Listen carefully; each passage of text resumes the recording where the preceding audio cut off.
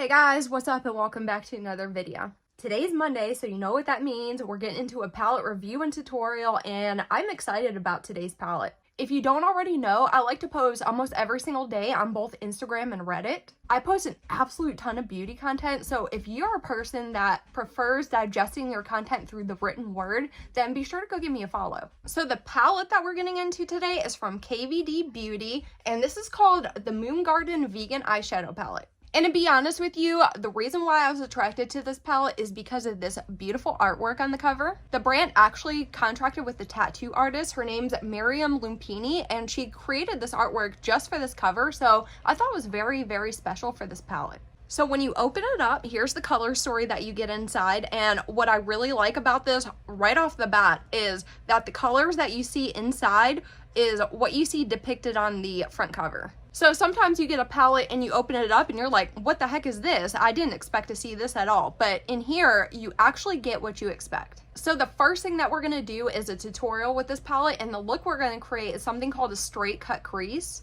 Now, I'm definitely not perfect at creating this look. I've only tried it one other time in my life, so we're going to do the best we can today, and I'm going to try to just let you know the steps of how I accomplish it. And then the second part of this video is going to be my in-depth review of this palette, so if you're curious about my experience, my personal thoughts, and if I recommend this, then be sure to stick around for the second half of this video. So I'm going to go ahead and pull you guys in closer, and we're going to get started with this eye look. So I'm just going to go ahead and pin my hair back so it's not in my face, and then I'm going to take some makeup wipes and just wipe off one eye so we can work on it today. I did create some short form content videos right before I started filming this video, so that's why I have some makeup on.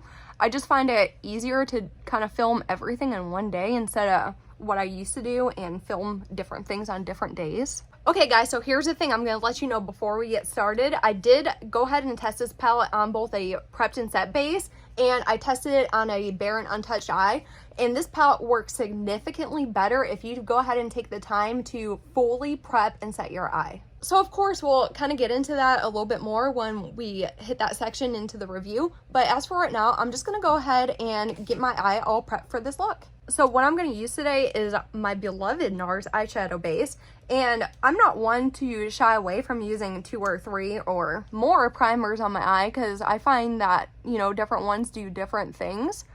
But just for the sake of ease for this look, we're just going to go ahead and use one single primer today, and I'm just going to apply it all over my lid and up into my crease, and we're just going to go ahead and blend this out with an eyeshadow brush.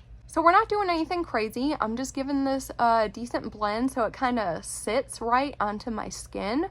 I definitely feel like this primer needs to be blended because if you don't, it kind of bunches up and looks patchy. But I'll tell you, out of all the eyeshadow primers, bases that I've tried, this one is by far my favorite. And then of course, my trick to get the best blends possible out of any stubborn eyeshadow is to set your primer with a finishing powder. So I typically like to use the Maybelline Fit Me powder, but I forgot to bring that in here with me. So I'm just going to go ahead and use this one from Rimmel, and this is just their Stay Matte powder. So I'm just going to go ahead and kind of saturate my brush with this and just set my eye with this. By doing this, you're putting a nice buffer between your eyelid and the eyeshadow, so you're going to have no problem blending. Okay, so we're finally ready to move into the colored part of this eyeshadow look, and admittedly this look is a bit more complex than what I've been doing lately, so just bear along and we'll make it through this. Like I said, I'm not a professional and I'm definitely not good at this particular look, but we're going to try to do our best and see what it looks like. So the first shade that I'm going to dip into is the deepest shade in the palette called Void Pond. So with this shade, we're going to go ahead and define that straight line first. So essentially, I want to start from the beginning of my eyebrow and I want to stop at the end of it. So what I want to do is kind of just look at my eye from head on, so there's nothing in my way, and I can kind of just imagine where that line needs to be. Now when I did this, and I actually took a lot of time on it, I still couldn't get my line straight, so you know, don't get mad at yourself, just be patient with yourself and try to do your best. So I'm just going to go ahead and start in the center and just start going back and forth. Don't worry if it goes too low because we're going to cut the crease like I said. So we just want to go ahead and try to get this line as straight as possible. So I'm going to go ahead and try to bring this out to my outer edge of the eyebrow, I guess. And then I'm going to do the same thing, but going towards my inner corner. Alright, so once I have my line on there, I'm going to go ahead, I've got some more shadow on my brush, and I'm just going to take this line and blend it upwards a little bit. So my line is not perfect by any means. It kind of dips down in some places, but we're going to try to fix that when we cut the crease. So I'm not going to even focus any attention on that. I'm just going to go ahead and blend this up. So you don't want to blend this super high up or anything. You just want to do a little teeny bit just so you don't have any harsh lines. So I'm just going to go along the full line and just kind of blend this thing just very gently. And another thing is you want to leave kind of a gap between the gradient build that we're doing and your eyebrow. So do not take this all the way up to your eyebrow. So that's all I'm going to do right now with the black shade. So the next shade I'm going to take for the second shade in our gradient is the green matte, and it's called Crater Haven. And I'm not going to heavily put this on here. I just want a little hint of color. So I'm just going to take this from the center of the black and kind of just kiss it upwards.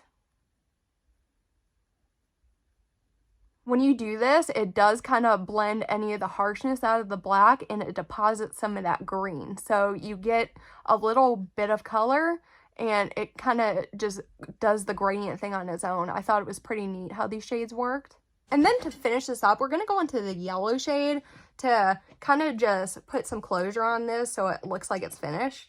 And I'm going to do the same thing that I did with that green and just start in the middle and bring it all the way up to the top, but be mindful of that gap between the colors and your eyebrow.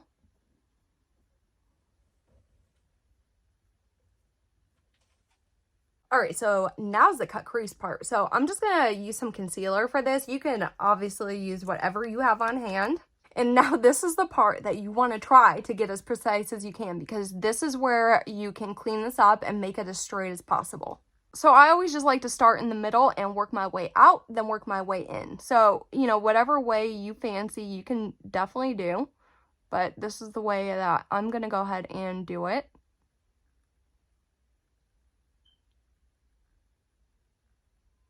Now, that took me longer than I care to admit. So the next thing we're going to do is go ahead and fill in the inner and outer corners with the same eye base. So you don't really necessarily need to worry too much about your lid. But I'm just going to go ahead and bring this concealer down and around.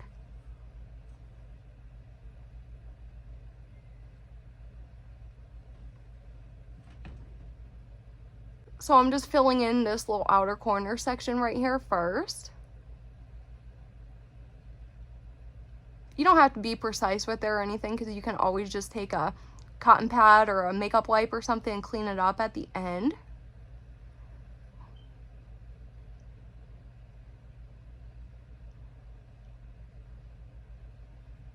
And then I'm taking that same concealer and doing the same thing on the inner corner, but we do have to do something special in the inner corner because we can't just leave a harsh line there with this concealer. So now I'm going to take a brush that looks like this. I guess it's just called like a synthetic flat brush, and it's rounded at the tip. And I'm going to go ahead and diffuse that concealer line so there's no rough or harsh lines or anything, and it's just going to kind of blend into my skin. And then we're going to worry about this little edge thing later. Now we get to play in the shimmers a little bit, so I'm just going to be using that same brush that we did the blend with. And I'm going to go in to the shade called Astral Oasis, and we're going to go ahead and put this on the outer portion of our lid. So I'm just going to go ahead and pack this on. You want to stay on the outer half and just keep it on your lid, so, you know, don't bring it up into that concealer. Then same brush, new shade, we're going into this bright purple called Bloom Face. And this is going to go on the interior portion of the lid. And, you know, just go ahead and pack this on. You don't have to necessarily worry about blending it in together with the blue shade yet. Now to blend these, I'm going to take a little bit of both the green and the purple shade onto my brush together, just so it creates some kind of hodgepodge color. And I'm going to go in this direct center line right here and just buff it back and forth until it looks blended enough. Very simple.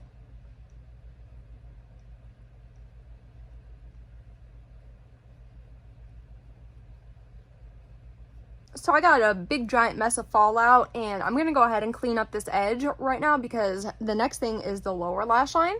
It is always hard to clean up fallout if you have some previously laid down makeup on. I always hate doing this.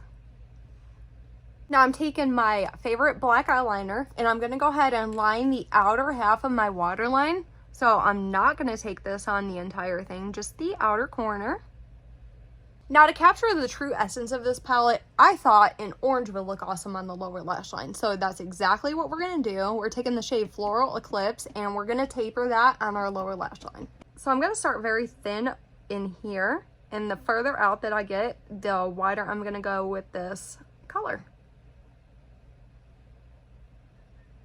And of course, you want to correctly match it up with your top shade, so make sure you at least attempt to try to match it up correctly. And then to finish off this look, I'm going to dip into a little bit of that black again, not too much. And I'm just going to put this in the very outermost corner just to really enhance that depth that we have right there. And then I'm slowly going to drag that inward. I'm going to go ahead and finish it up with some mascara. So guys, that's all there is to this look. I know there's a few more steps than what I've typically been doing lately, but I still like the way it came out. I personally like really weird looking eyeshadow looks. Not that I wear them every day or anything, but I just love the creativity and fun that goes into creating them. And another thing that I like about looks specifically like this is the art of practice. Every single time you do a look like this, you can find a different spot to kind of work on and perfect until you really get good at it. So I probably wouldn't consider this an everyday wearable look, but I definitely don't see anything wrong with going out in this. I personally would. So guys, I'm going to go ahead and clean up my desk, and then we're going to move into part 2 of this video, which is the in-depth review. Alright guys, are we ready to really talk about this palette? Because I have quite a bit to say about it. So again, this palette is from KVD Beauty and it's called the Moongarden Vegan Eyeshadow Palette. Quite a long name. So the first thing I want to talk about is the packaging, and I do want to point out that this palette is quite bulky. And this is just your standard custom design cardboard structure. And then when you do open it up, there's no mirror or anything on the inside. So something I do not like about this packaging in specific is that there's no magnets in it. It operates with this lip closure system. So when you get eyeshadow dust and fallout and all that on the inside, it kind of just stays there because there's nowhere for it to fall out at. It's very hard to maintain the inside of this palette and to kind of keep clean. So that's kind of a downfall for me. So looking at this layout in here, you're getting 12 different shades and they are all eyeshadows. There are no pressed pigments in here. And the weights are actually kind of funny in here. So you're having 9 shades in here weigh 1.42 grams each. And then 3 of the shadows in here weigh 1.13 grams each. And it's not clarified as to which shadows weigh less or weigh more. You just kind of don't know. So either way you look at it, if you look at it per pan or look at it as an overall average, you're getting more than the average amount of shadow per pan. So it all kind of just works out pretty well. So according to my observation, when I look at and use this palette, I'm seeing 2 different formulas in here. I see 6 mattes and 6 metallics. However, as professionally described, KVD Beauty is saying you're getting 6 mattes, 4 satins, and 2 metallics. But I don't see the difference between the satin and the metallic formulas personally. So real quick, I'm going to go ahead and put up a picture of the swatches that I did pull from this palette so you can see how every shade looks swatched on my skin. So moving into our routine data check, the first thing that I want to tell you is that this palette is not clarified to be any type of clean beauty or conscious product. And I find that kind of intriguing because if you look and research, the entire ethos of KVD Beauty is that they try to make everything recyclable and they are just a conscious brand in general. So if you break this palette down, it does have components of a recyclable palette, but it's not marked as such. So I just find that kind of odd. This palette is cruelty free and it is also vegan. And if you do turn it around and look at the back, you will find a little symbol saying that it does have a 12-month expiration date. Now moving into the cost evaluation, if you went out and bought this palette as it is today, this is a limited edition palette, but it is still currently available. It would cost you $42.50. Breaking that down a little bit, it comes to $3.54 per shade. And breaking that down a bit farther, it comes to $2.63 per gram. So when I look at the cost per shade, I'm thinking that's a little bit expensive, okay? And then when I look at the price per gram, it's average as compared to other palettes that I previously reviewed. So now we're going to move into the most opinionated part of this video, which is my user experience. So I'm going to tell you everything that I know, having used this palette a few times, and exactly how it went. As for patchiness, I didn't experience any patchiness with any of the shades in here. The longest I wore an eye look coming from this palette is for 4 hours, and I didn't have any creasing from it. I didn't have any signs of wear off or color fading, and I didn't have any shade transfer or migration. So something that's a little bit weird is that although these are eyeshadows in here, I did experience some staining on my skin from some of the shades, and usually you have that from pressed pigments, but not with these. These did stain. Now, like I mentioned earlier in the video, you're going to get the best use, best blends, and most impact from these shades if you do go ahead and prep and set your eye. Now, when I use this palette on a bare and untouched eye, I really did struggle with my blending, and I did experience some harsh lines. As for the color story, I do like the range. You do have some light options, some midtones, and one option for depth, which kind of limits its versatility, but, you know, overall, I'm happy with it. As far as shade redundancy, no two shades in this palette look, apply, swatch, anything similar. They are all unique and bring something different to this palette. As for dud shades, I would consider this shade called Dark Side Tide. It's a metallic shade, and I did not like that shade at all. I had a very difficult time working with it. It's supposed to be an opaque metallic, but it kind of applies really, really sheer and almost baseless. It's unlike any of the other metallics in the palette. It just kind of stands out, and I do not like using it. So if you're curious, the formula in this palette is more buildable. So you're going to notice having to go in over and over again with your brush to layer the color up.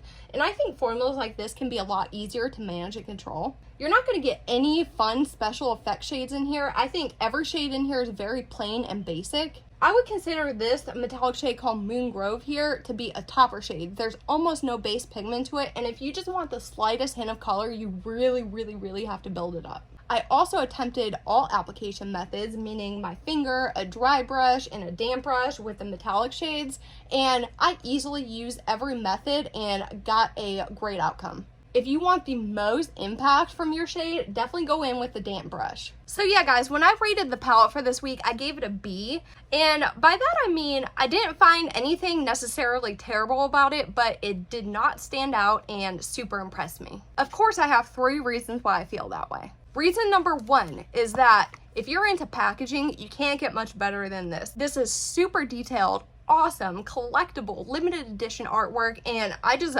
feel this. I like it so much, and it's the only palette like this that I have in my collection, so I just love this. My second reason is that every single eyeshadow in here is super basic. Every single way you can think of is that basic. Like I said, you're not getting any fun special effect shades in here. The metallics aren't super sparkly or shiny. They're just a basic metallic. And the mattes are just really basic mattes. So the brand, in my opinion, hasn't really gone out of their way to step up this palette and make it stand out. And my last reason is that at $42.50, this palette is quite expensive for what you get. And by that I mean, like I said, everything in here is super basic, and the palette in no way is luxurious. Like I mentioned earlier, this palette is not specifically designated to be any type of conscious product, so I'm wondering why they didn't make it more luxurious. And if they were attempting to be more conscious, I don't know why they stopped halfway and didn't just do the whole thing. So overall, it's just kind of confusing to me, and I think it's quite expensive for what you're getting. So yeah, guys, that's all I have for today's video. I hope you enjoyed it and found it helpful. And if you did, please give me a giant thumbs up. And if you didn't like it, just click that thumbs down button. And until next time, bye.